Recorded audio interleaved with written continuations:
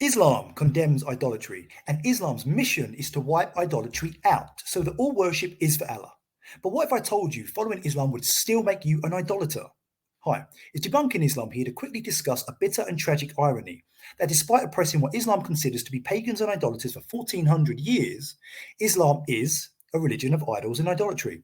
And in less than 3 minutes, I'll prove it to you. So, idolatry can be the worship of objects as God, but it can also be the use of objects in the worship of God. In Islam, idolatry can also be praying to something that is not God. In Islam, the association of anything with Allah is called shirk. This can be a god or an object or an idol. So idolatry is also a form of shirk. And in Islam, idolatry is prostrating to or circling rocks for spiritual benefit. Allah really hates idolatry. He condemns it. He condemns associating him with anything, and he calls for the death of idolaters, which is why he sent Muhammad to destroy the idols and end idolatry. Therefore, can Muslims explain this? In Quran 22:26, Allah says not to associate anything with him because this is shirk and idolatry. But in the same verse, Allah says he purified his house so that his followers can prostrate to it in worship of him. That's called associating something with yourself, Allah. In verses like Quran 2:144, Allah commands all Muslims to pray towards the Qibla in the Kaaba.